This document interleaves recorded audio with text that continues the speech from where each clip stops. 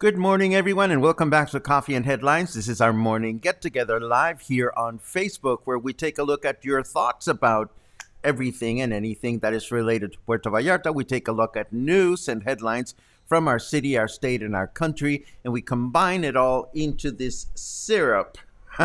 No, it's not a syrup. Well, this intention to have a good life here in Puerto Vallarta as a community of English speaking locals. A good life meaning a well connected life, a life full of connection with one another, with what makes our city, our country tick. What we eat, what we do, how we think, how we feel. And today we have news that make me take pause on this symbiotic relationship that we have as English speaking locals with the Mexican national community. I mean, I am a Mexican national, but you know, we have this symbiotic relationship where we coexist in this environment, and sometimes things are wonderful, and sometimes they get lost in translation. So we're going to examine one of those today. We have good news, we have important news, we have interesting news, and we have a little bit of everything. As always, we try to put it together a little bit of everything. And of course, that's what we're going to do today. But not before I remind you, if this is your first time here, let us know that you're new by writing the word new in your comment. That way we'll give you a nice little friendly welcome. And also, oh, good, Claude, I'm so glad you're here because I've been meaning to ask you how things are going with your surgery. What's going to happen there? Please let me know. Keep us posted. Keep me posted. I'm sending you good vibes as far as your knee chingadera that you're going through. Just let me know that you're okay. So anyhow, write the word new in your comments because that way we'll give you a nice update. And oh, yes, I have an update on that. See, this is the second thing that I was going to suggest. If you have something important that you wish to bring up, add a Q at the beginning of your comment, and that way we make sure to look for it. And yes, Craig, I have an update, and it is part of the news today. The short of it is this: yes, the workers got paid, but the question becomes how much, and it gets interesting. We'll get to that in a second as we get into our news. And oh my, Karen thinks she's frozen in time. I think I am frozen in time because I am old-fashioned. I hope that's what you mean, Karen. I don't know if you're frozen in time in any other way. James is just here for the tacos. Well, James, you're going to be disappointed. We won't have Taco Tuesday today, but we will try to make it as merry and fun and interesting and entertaining as we possibly can. So we might as well get started and get this show on the road.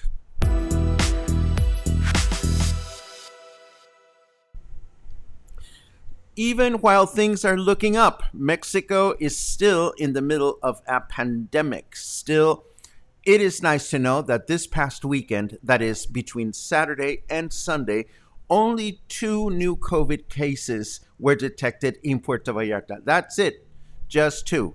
I caught this headline yesterday afternoon, and I thought I would share because I think it's really good news. Now, don't go out throwing any wild parties, please. Wear your face masks and follow the guidelines. You know what the guidelines are. But it's good to see that things are getting better, and that makes me very, very happy. The government of Jalisco took to its Facebook page to announce this first dose vaccination campaign for Guadalajara's metropolitan area, including the municipalities of Zapopan, Tlajomulco, El Salto, Tonalá, and Tlaquepaque, all of these surrounding Guadalajara city. And what stands out to me in this notice is that this new campaign is meant for adults of any age that have not received any vaccines to date. This means that vaccination campaigns for leftovers are beginning and will eventually come to Puerto Vallarta. This is excellent news for those who, for whatever reason, missed out on their corresponding campaigns when they were available. So we'll keep our eyes open for this. If you know of anyone that has yet to receive a vaccine that missed out for whatever reason, hopefully, a campaign like this one is coming to Puerto Vallarta sometime in the next few weeks. We keep our fingers crossed. You may recall the horrible accident that took place in Mexico City's subway line 12 when a bridge collapsed sometime last year, leaving 26 dead and hundreds injured. All investigations leading to this calamity now point to 10 high-ranking former functionaries that are now required to appear before Mexico City's General Attorney's Office. An initial audience before a judge is expected to take place this coming week, as dictated by the national penal system. So hopefully this will result in making sure that those that are responsible, if there are people actually responsible for this, will receive due process. And now we talk about this business of payroll for City Hall employees. We have reported that our new mayor, Luis Michel, has not appointed directors for the majority of dependencies that comprise our municipal government, choosing instead to run them through office supervisors while the definitive department heads are elected or determined. And we have also reported that last week was quincena or payday and city employees had not been paid. Well, the nice people at Contralinea, this news source, local news source, seem to want to rock the boat with this one, indicating that employees have been paid, and this is very good to know. But they pose a question: if the dependencies are being run by office managers and not qualified department heads, who is collecting the department head salaries, which are, of course, higher than those of good old office managers? And how long will Mayor Michel continue to run his administration in this fashion? Well, the answer is we don't know exactly. There have been a number of people that have questioned this decision. Mayor Michel seems to he seems to think that he's on the side of the law because the law allows him to determine who is going to be part of his cabinet and so forth and so on. But this is unprecedented. It has never been done this way before here in Puerto Vallarta. So I suppose we have to just wait and see. Just wait and see what happens with that. But in the meantime, we have weather to look at, and we are going to take a look at the weather forecast right now before we continue with the rest of the broadcast.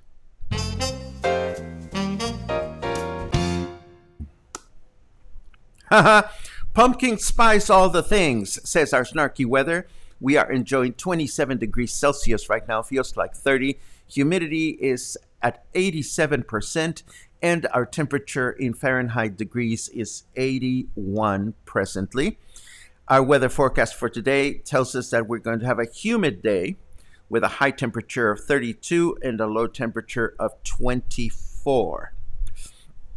Tomorrow, Wednesday, it'll be humid through the day with a high temperature of 32 again, low temperature of 24. And Thursday, humid and partly cloudy through the day with a high temperature of 31, low temperature of 24.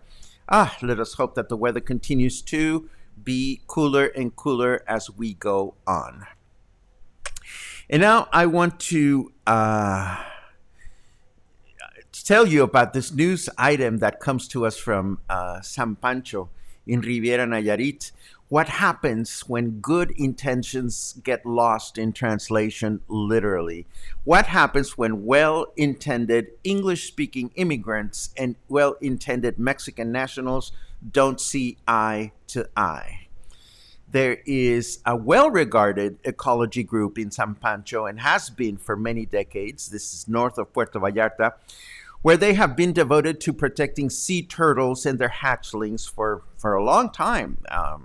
As I understand it, it is run by a gentleman by the name of Frank Smith, who has at his disposal a number of volunteers. I assume some are Mexican nationals and others are English-speaking immigrants who help patrol the beach in search of turtle hatchlings. As we know, we're in the middle of turtle season, sea turtle season.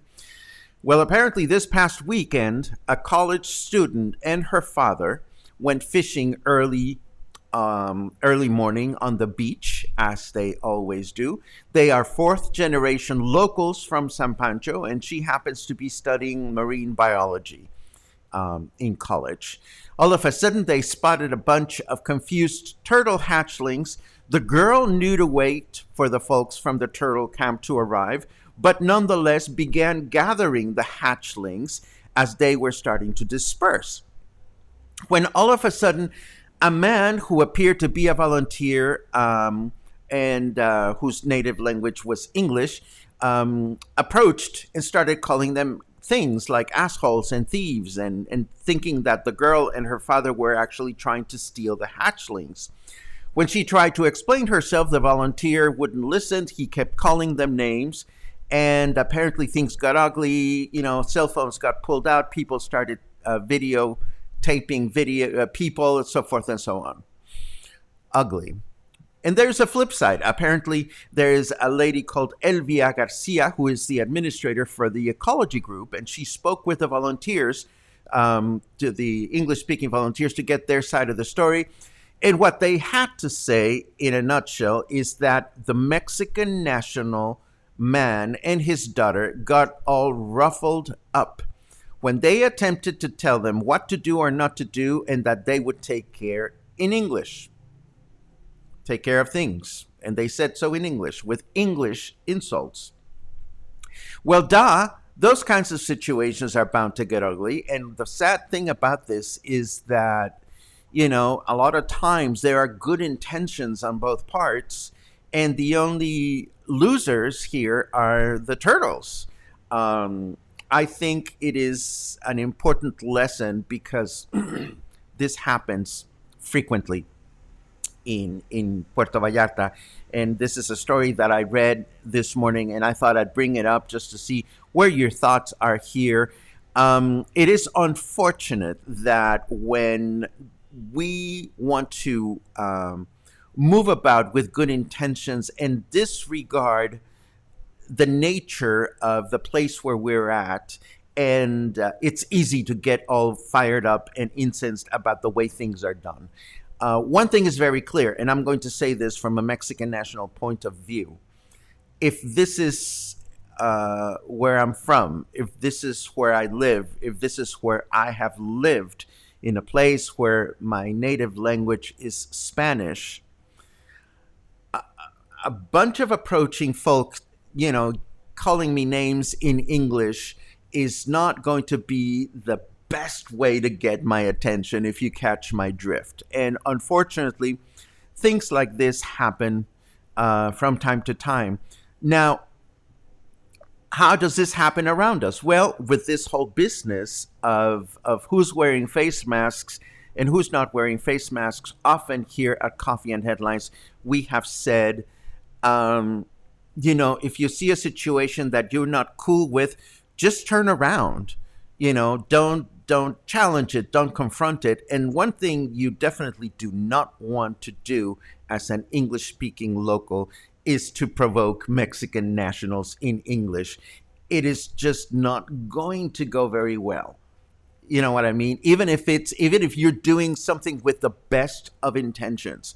So again, we don't know exactly what's going to happen here, or we don't know who was the good guy or the bad guy. But I thought it is a good moment to reflect on this situation. Sometimes, we don't like things that we see, and it's easy to react. And when that reaction is not the expected reaction, well, things get ugly. So I just wanted to share that with you so that we could pause and think about this. And I will be very, very interested in seeing your thoughts on this matter. And we'll get to your comments in a second.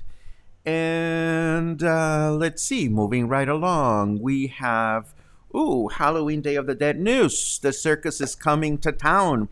Every year around Day of the Dead, there is always some sort of circus act or amusement that comes into town to spook people with, well, scary stuff. This time around, there is a show called Circosis.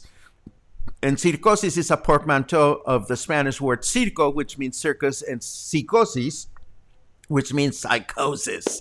There will be 30 artists on stage, apparently 30 circus artists, and the show will take place following the strictest of sanitary protocols. This will happen in a piece of land next to the Charro Stadium on Avenida Mexico, and there is ticket information. This is going to happen starting on October the 28th. So if a circus thing is your thing, if you want to be spooked by the spooky circus, this will be a nice thing to go and explore. For a change, I think this will be fun. I want to go.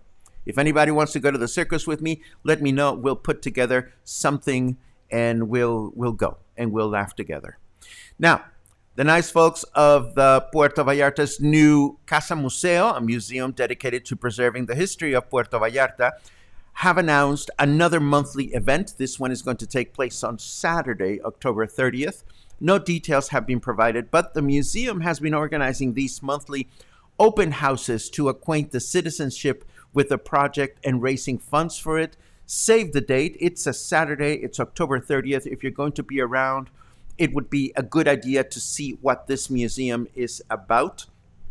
I have become, and I've said this recently, I have become increasingly curious about our history thanks to you because of your wonderful inquisitive questions about the story of our city, so the history of our city, rather. So, and I've been due to visit the museum. I haven't visited it just yet, but I keep announcing these things, and I just wanted to make sure that you were aware of this. Last but not least, I bet you didn't know this, or maybe you did, and in case you didn't, the most important book fair, the largest book fair in all of Latin America, takes place in our very own capital city of Guadalajara. It is the Feria Internacional del Libro, or International Book Fair, or simply the FIL, F-I-L, by its initials. The 35th annual edition is returning despite COVID-19 with a hybrid in-person and online format starting November 27 and continuing through December 5th. Of course, the FIL is taking place following very strict sanitary protocols. So if you happen to be in Guadalajara during that time and happen to be a bookworm, it is definitely worth exploring. It is something that we tend to, when I say we, those of us that live here in Puerto Vallarta that are culture hounds, we tend to flock to the city and check out the book fair. It is a fascinating event because aside from books and books and books and more books, there are conferences, there's seminars, there's music performances, there's all kinds of things. Needless to say, the dynamic is going to be slightly different this year because of COVID, but it will happen and we'll have to see if it's worth making the trip. And now I'm going to rewind our comments just to see who's here, what are you thinking about, and so forth and so on. We're going to be looking for cues as always. Lots of good mornings. We love the good mornings. Thank you very, very much. Eric and Tommy are leaving town, but not your hearts. Your hearts are staying here. Come back soon. These are dear friends of mine, dear friends of ours that I had the pleasure of meeting last year through Coffee and Headlines, and now they're close friends. We answer that one. Ka-ching! Let's see what else we have. Ta-da-ta-da-ta-ta. Claude says tomorrow is the big day. Well, I hope that the chingadera knee thing goes well. Claude, we're sending you good vibes. Surgery is never fun, and I hope you will be well taken care of. If there's anything you guys need, just let us know. Meanwhile, we are sending good vibes. Good vibes. Let's see what else we have.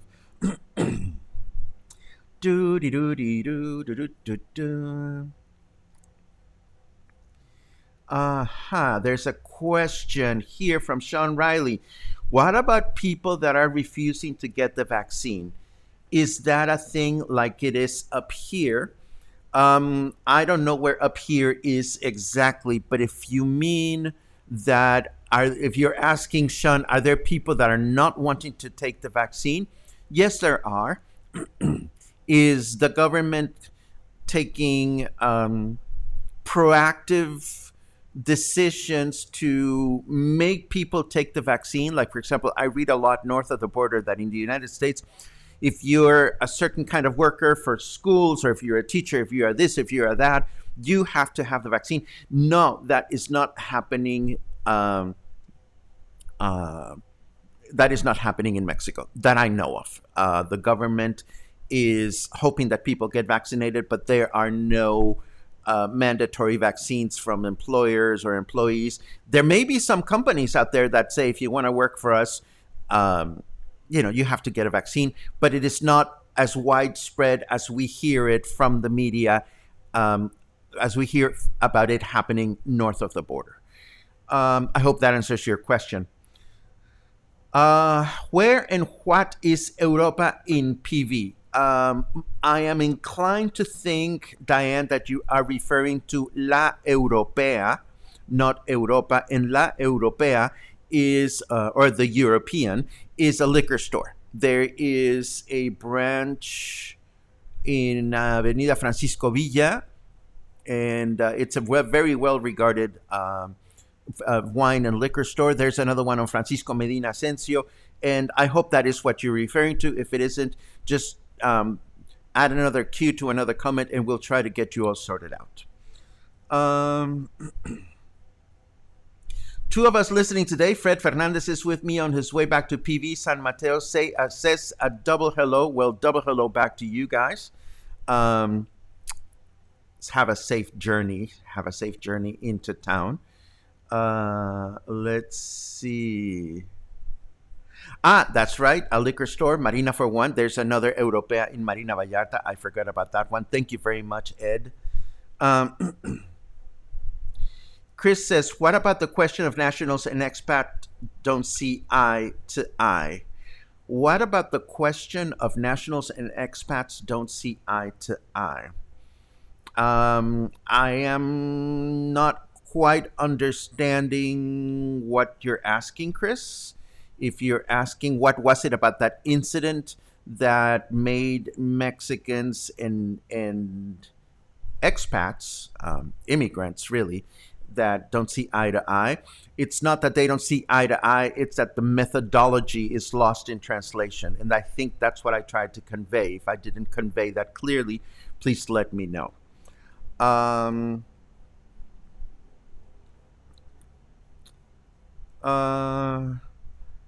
Then lots of comments coming from you. Thank you very much. I'm not going to quote you all because again, I mean, no, there's some really interesting thing here. What am I talking about? Expats, even permanent residents, are not guests. Are the guests not the rule makers? Well, yes, I suppose at a certain level, but at a different level, we're all in the city living together, and the more mindful we are about where everybody or anybody else is coming from, I think the better it is easy to appreciate everybody's intentions. Dan nails it. Kindness works so much better than anger.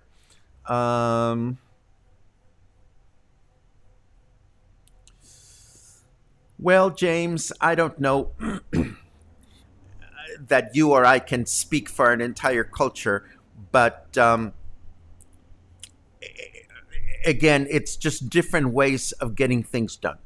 And the more we appreciate that people come from different places as far as getting things done, the better humans we are, I think. And maybe I'm being naive about the whole thing. I don't know. Let's see what else we have. Chiles en nogada in Versalles or Fluvial. I looked at Foodie Map but didn't see info for them. Well, chiles en nogada are a seasonal thing. If anybody knows where to get chiles en nogada in Versalles or Fluvial, please let us know. Karen is feeling itchy. Or maybe not itchy. Maybe she's just having a craving.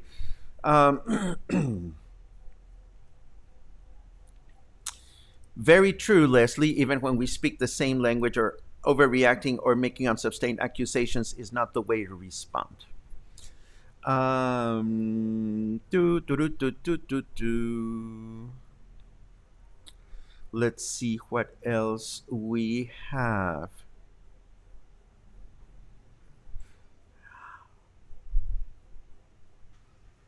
Oh, oh. I don't know, Jeff. This is a little harsh. Um, I think it's a little harsh, but I could be wrong. I don't. It's not about people going back to where they came from. Personally, I don't think. If the world problems were solved by people going back to the country they came from, how would we make our fabric more rich and varied and cultured? I think there are people from all over the planet that at one point or another act like idiots. I'm sorry, the United States of America does not have an exclusivity on idiocy, and Mexicans can be pretty idiotic from time to time. But, I think that is what sets the difference between people that are really grounded in the place where they're living and people that are not. And that is what we try to do here in Puerto Vallarta, and not in Puerto Vallarta, here at Coffee and Headlines. We try to find ways to ground ourselves more in the local culture because we happen to live here. So that's my 2 cents. I hope you will consider them. Da, da, da, da, da, da. That is funny. I always love when people think speaking louder will make a foreign language more understandable. Oh, that happens a lot, and I've been guilty of that myself. Ah, let's see what else we have. What happened to my earworm from yesterday? Well, since you ask, I will tell you, Claude. I did not go and listen to My Eyes Adored You, the song. That's the song that was in my mind.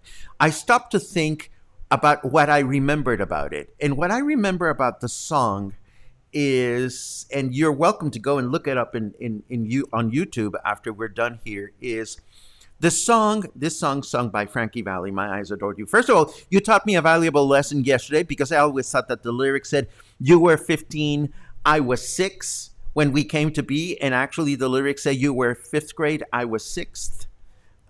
Which means that they were both young kids. And if you listen to the song, there's something beautiful that goes on. Every time Frankie Valli sings the phrase, My Eyes Adored You, it is followed by a downwards arpeggio on the harp. And a downwards arpeggio is just a beautiful chord, much more beautiful than my that happens. Now, I associate harp with fairy tale. So it is clear to me, or at least I think, it is clear to me that the producer, the person that arranged the song, the person that oversaw the recording, what the character of the song is saying is, I was madly in love with this girl that I never touched. And I reminisce about this. So My Eyes Adore You, and you hear this fairy tale sounding arpeggio. The kid was clearly in love. So I remember that about the song. I also remember when the line goes, carry your books from school, play make believe you're married to me. There's a harmonica. There's a harmonica in the accompaniment. And to me, that is an indication of something that evokes old times. And what does all of this mean? Well, there is a certain school of music production in pop music in which you try to orchestrate, well, this is actually true about classical music as well. You try to orchestrate or arrange songs so that you can place auditory cues in the music so that the listener can better connect with the music. So I am now rambling, and I have inadvertently pushed my music appreciation button. I will detach myself from that mode right now because this is not music appreciation. But this is what goes on in my crazy head when I start thinking about music and dissecting it and just analyzing it. So anyhow, go and listen to My Eyes Adored You. Listen to that arpeggio. Listen to the harmonica. There's some French horn in the arrangement that is absolutely beautiful. Strange instruments to include in a pop song, but that's the way it was done, and it is beautiful. And that's the very long answer to what happened to my earworm from yesterday. Let's see what else we have. See, you don't want to get caught in music appreciation with yours truly because I can get really, really compulsive. Paco, did you know that Yolanda, the lady you used to work with years ago, is almost finished the second edition of Memories of Vallarta? It will be digital, I think. The first edition is sold out, but the second edition should be packed full of fabulous memories of the early days in Puerto Vallarta. Linda, I think you're a little behind in your news because I have here the third edition. So the third edition of Puerto Vallarta en Mis Recuerdos is now available. It is thicker. It is chunkier. And this third edition, Linda, came out with the centenary anniversary of Puerto Vallarta, and it is beautiful. I've started reading it again, and it's got all kinds of photographs, and it's just beautifully written. This is by Catalina Montes de Oca, who was a notoriously no, I shouldn't say notoriously compulsive because I don't know if she was notoriously compulsive. She was born in the year 1900. She moved to Puerto Vallarta on the 12th of May, 1918,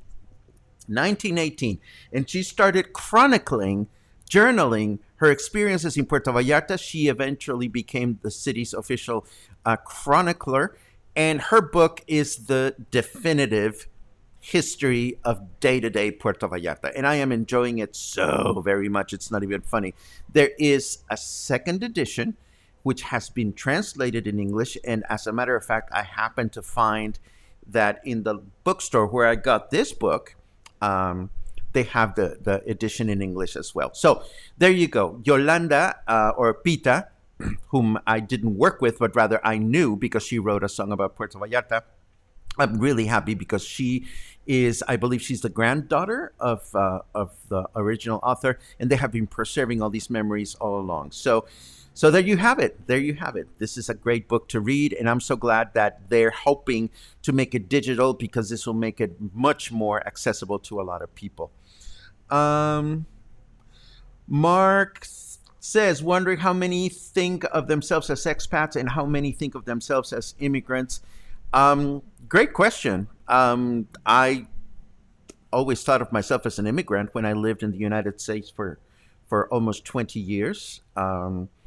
If you look at the definition of expat and immigrant, the definition is pretty much the same. It seems, well, let's not get into that. That's a great question, Mark.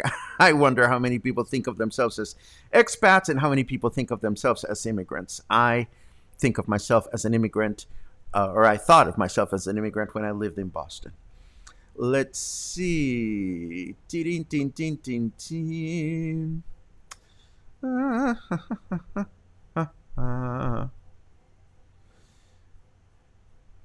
Mihal is an immigrant. Thank you. Glad to hear Mexico's not mandating the vaccine. Well, to each their own, but there's something to be said about the evolution of the disease. Well, it's a complicated thing. It is a complicated thing. Let's see what else we have. Another cue, change of topic. Is the stadium open to workout? I can't find anything online, so not sure because it's COVID closed. I walk past the stadium frequently, Barbara, and it is open at certain hours, and it is not open at other hours. My hunch is that if you try to get in there between 1 and 4, which is usually the lunch period, you will find it closed. But yes, it is definitely put to good use. Not only the stadium itself, the stadium is closed, but all the other facilities are open. So there you have it. Let's see. Hi! I love it. Thank you very much. Love the background information on the music. I love this about the arpeggio, Paco. Well, that's what happens with music. Music appreciation is something that we don't have enough of, which is why I'm so crazy about it. I love getting into music. And I apologize if my eyes shine when I talk about music, but it is fascinating. It is fascinating. And I was very fortunate that in music school I had great teachers that taught me everything about um, um, music appreciation. At school, in college, the class used to be called listening and analysis. And we used to call it listening and paralysis because if you had a bad teacher, oh my God, it was a dreary class. But I loved the class. I had a lot of time, a lot of fun. Um, and thank you, Leslie. Go and check out the song and let me know what you think about it. Um, uh, Interesting, Linda. Please put me in touch with Yolanda because if she's up to something else, then I would love to know what it is, and we should all support it and we should all promote it. What is the name of the bookstore to get these books, por favor? It's called La Casa del Libro. There is one on, and I'll add this to the show notes, Lynn. La Casa del Libro. There is one store located here in front of Calle Francia. It's on the main avenue, right next to Copel. And then there's another one on a street, the street where Woolworth is. It's almost right across from Woolworth, one block down. They have two branches, and the name of the book again is Puerto Vallarta en mis recuerdos. The English version is called Puerto Vallarta in my memories. The English version is not as chunky because part of it has not been translated, but it is a fabulous book, and I'm working um, on a special project with the book that I cannot tell you about yet, but it's going to be another one of those crazy coffee and headlines projects that we embark on. So it's a good thing. When I went to the bookstore, they were out of Spanish editions. In fact, I bought the last one for a dear friend of mine that wanted to take it home back to Seattle to continue to learn Spanish. And they only had a couple of copies of the English version of the book. But I will add the Facebook page for the bookstore to the show notes today. Let's see what else. Da, da, da, da, da, da, da, da. More immigrants. Yay. More immigrants. Ooh, Karen is an immigrant. Tammy is an immigrant. Paco, do you play a musical instrument? Yes, I majored in music. I play the piano and I sing and I play the recorder. And when you get frisky, I play the kazoo. There you go. Music Appreciation Mondays. We tried that for a while, and then it got ugly because a lot of you just spend more time talking amongst yourselves than paying attention. So we decided we're not going to do it anymore. Instead, I am working on a separate series of music appreciation encounters that we'll get a chance to talk about whenever these are ready. Christy says you can get the book on Amazon. I tried to look for it on Amazon and I thought it was out of print, but then again, I didn't look too closely because I knew that it was available locally. And oh, there you go. Karen says the other street is 31 de Octubre. That's the bookstore street. That's right, almost across from Woolworth. And again, I'll leave that in the show notes. And I think this is a good time to pause and say we're done. I think we're done. This is Tuesday. Tomorrow is Wednesday. I want to walk. I don't know where to walk. Tell me where to walk, so that we can have a walking Wednesday tomorrow. I need to go grocery shopping, but it's like I've walked all around the grocery shops that I shop at. So I don't know where I'm going to walk, but I'm going to walk. I need to get out of the house. It's been 2 days. But between now and then, I hope you have a great day. Thank you very much for keeping us company today. Thank you very much for being a part of this community. Thank you for staying kind. Thank you for staying connected. Thank you for being here. And when I say being here, you are here in Mexico. You are here in Puerto Vallarta. You are curious about all these subtle cultural differences between us people.